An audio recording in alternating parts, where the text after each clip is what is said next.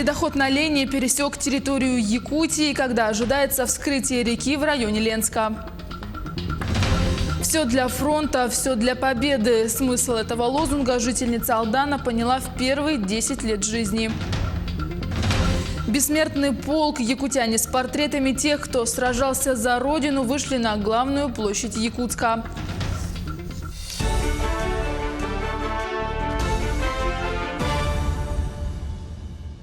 В эфире новости, в студии Юлия Великодная.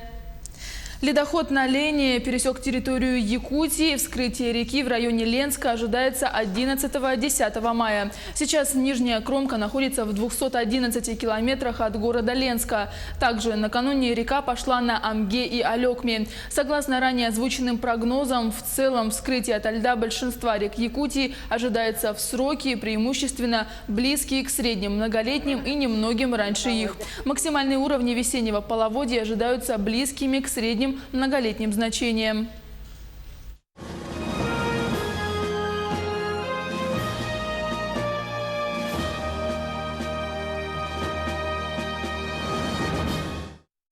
Глава республики Айсен Николаев от имени руководства Якутии и от себя лично поздравил с Днем Великой Победы. Руководитель региона пожелал всем благополучия, крепкого здоровья, счастья и мирного неба. Он отметил, что 9 мая – самый великий и почитаемый праздник в России. Мы встречаем его с радостью, волнением, глубоким осознанием колоссального масштаба этого эпохального события.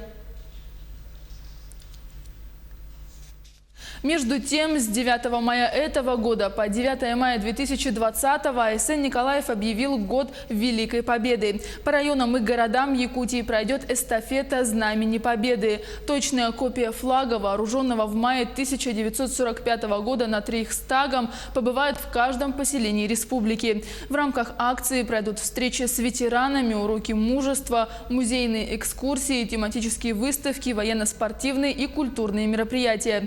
Первым священный символ примет горный район. 9 мая 2020 года Знамя Победы вернется в Якутск. Завершится акция в день 75-й годовщины окончания Второй мировой войны 2 сентября 2020 года. Якутяне присоединились к всероссийской акции «Бессмертный полк». Тысячи якутян с портретами тех, кто сражался за родину, вышли сегодня на главную площадь Якутска, чтобы пройти по центральным улицам столицы. В этом году «Бессмертный полк» начал движение с площади Ленина и прошел до улицы Богатырева. 74-ю годовщину Великой Победы отмечают сегодня по всей стране. Первые участники «Бессмертного полка» прошлись по улицам всего Дальнего Востока. После колонны пройдут в Сибири, Урале и в центральной части страны. Мы вот чествуем нашу бабушку и Александру Алексеевну. И вот самый главный наш герой – это наш дядя Михаил Алексеевич, который 41-45 убит был в январе в Германии, дошел. Поэтому мы очень гордимся им. А как часто вообще вы каждый год принимаете участие в подобной акции? Как относитесь к проведению таких мероприятий? Конечно, поддерживаю и очень всегда выхожу, и вся семья наша выходит. Из Вилюйска вот сын приехал. В столице республики проходят и другие традиционные мероприятия в честь Дня Победы. К примеру, с утра состоялась торжественная церемония возложения цветов к монументу воинам-победителям. Но об одном из ежегодных мероприятий с площади Победы расскажет наш корреспондент Дмитрий Тымыров. Дима, расскажи нам про военно-патриотический парад и в целом, какая атмосфера царит сегодня на площади Победы? Добрый день, Юлия. Здесь на площади Победы действительно царит такая праздничная атмосфера. Тысячи якутян собрались здесь, чтобы отпраздновать 74-ю годовщину со дня Великой Победы. Основные мероприятия сегодня в течение дня будут проходить именно на площади Победы в эти минуты. Здесь на концертной площадке проводится концерт, а под Триумфальной аркой проводится осоха, посвященная этой знаменательной дате. Также сегодня в течение всего дня здесь будут проводиться различные концерты творческих коллективов, в том числе и соревнования. Также хочется сказать, что указом главы региона Айсена Николаева с 9 мая 2019 года по 9 мая 2020 года объявлен Годом Победы. В рамках этих мероприятий в течение года в столице республики будут проводиться, в том числе и в муниципальных образованиях, будут проводиться различные мероприятия. Также хочется сказать, что в рамках этих мероприятий уже прошла акция «Чистая память» в муниципальных образованиях. Были ремонтированы памятники, также прошли работы по озеленению. Ну а кульминационным моментом сегодняшнего дня станет салют Победе, который пройдет сегодня в столице республики 22 часа. Юлия. Спасибо, Дима. Я напомню, на прямой связи со студией был наш корреспондент Дмитрий Тымыров. Житель Алдана Александр Кузьмич Кашкарев, ветеран Второй мировой войны. Его супруга Людмила Яковлевна, ветеран тыла. Смысл лозунга «Все для фронта, все для победы» она поняла в 10 лет. С праздником супругов Кашкаревых поздравили наши алданские корреспонденты.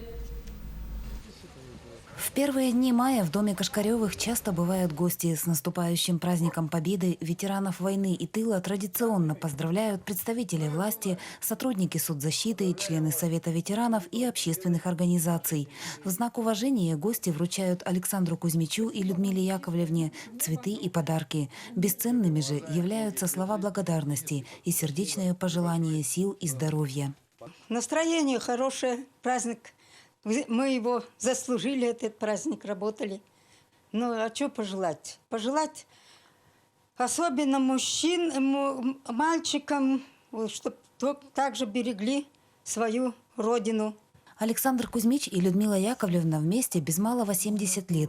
Семья у супругов Кашкаревых большая. 4 внуков и 5 правнуков уже выросли. Сейчас бабушка и дедушка нянчат праправнука. Людмила Яковлевна всю жизнь отдала процнабу. Александр Кузьмич четверть века отработал в школе, вел труды у мальчиков. В преддверии 9 мая пожелание младшим поколениям у ветерана единственное, но всеобъемлющее. Ну, счастливой жизни больше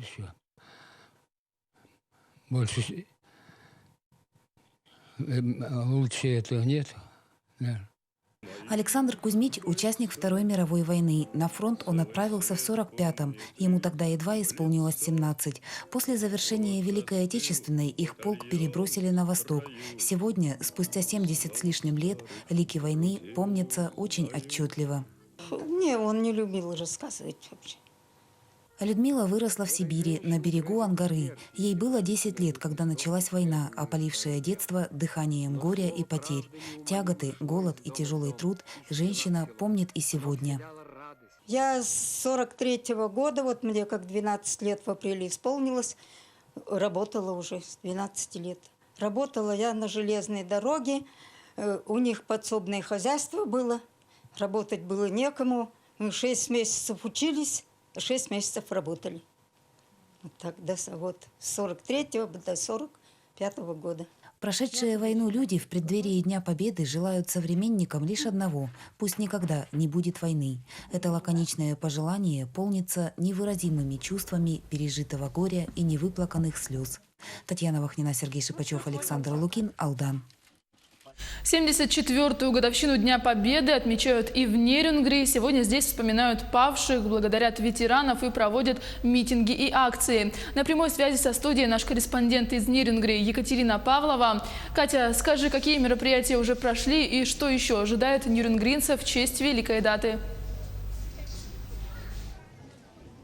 Да, Юлия, в Нерюнгринском районе День Победы начался с бессмертного полка. Акция, как и всегда, собрала большую колонну нерюнгринцев, несущих личную память о своих близких.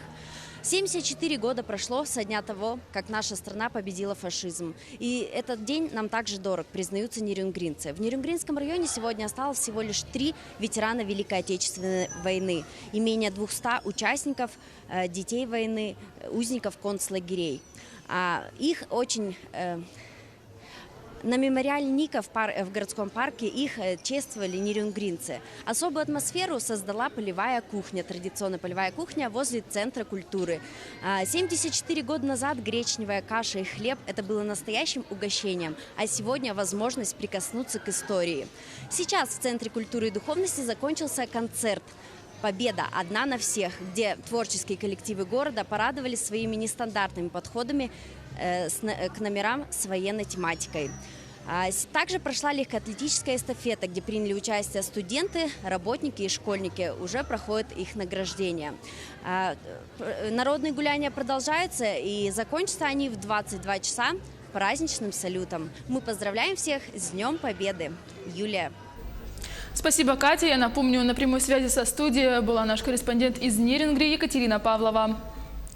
Устремленная ввысь стела с 4 солдатами, мраморная плитка у постамента с надписью «Мемориал защитнику Отечества» и танк в натуральную величину. Победоносный комплекс, посвященный героям нашей великой державы, установлен в Удачном в честь 60-летия Великой Победы над фашистским захватчиком. Куликовская битва, война 1812 года, героические сражения в Афганистане и Вторая мировая. 4 судьбоносных войны, 4 увековеченных солдата, символизирующие эпохальные сражения. Танк – это символ силы и победы наших граждан, народа в Великой Отечественной войне. Данный памятник символизирует всех защитников нашей земли русской. Об этом можно судить по тому, какие персонажи установлены на данном памятнике. С каждым годом все меньше с нами тех, кто был очевидцем военных лет. В Алекминском районе сегодня 4 участника войны и 1 блокадница Ленинграда. Они готовятся встретить 74-ю победную весну. Елена Фаст продолжит. 74-ю годовщину Великой Победы готовятся встретить участники войны в Алекминском районе. К этому дню это 4 человека. Те, кто не по кино знает, что такое война. В городе Алекминске это Максимов Петр Иванович и Рукосуев Иван Ильич. Годы берут свое. Иван Ильич в феврале, сыпавший частушками, приболел, но с присущим ему оптимизмом заверил – встану обязательно. В селе Солянка гостей встретил Николай Павлович Копылов. На почетном месте фотография любимой жены, молодой и красивой, а чуть выше совсем недавнешнее фото «Все вместе». Недавно вернулся в родной дом в селе Второй Нерюктянск Филатов Егор Дмитриевич. Осенью он уезжает жить к дочери, весной тянет домой.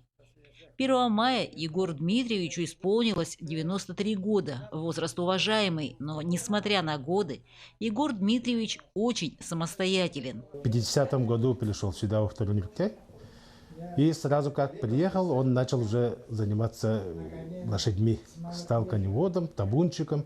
И всю жизнь он работал табунщиком. До позапрошлого года, последний раз он ездил на телеге с конем. Узнав о гостях, Егор Дмитриевич уважил просьбу. На пиджаке засверкали медали. В армию пошел в 1944 году. Потом Японию отправили. Когда поехали в Японию, то границы доехали, а там пограничней не хватило человек, 5 человек. Меня там оставили пограничником. И там по время войны пограничником был. Артиллерия 37, зенитку было у нас. Кстати, дом Егора Дмитриевича стоит на улице Филатовой. Это его мама, которая долгое время была председателем колхоза. Ушла из жизни рано, видимо, передав всю силу к жизни своему сыну. Елена Фаст, Максим Копылов, Алекминск. Такая информация к этому часу. Оставайтесь с нами.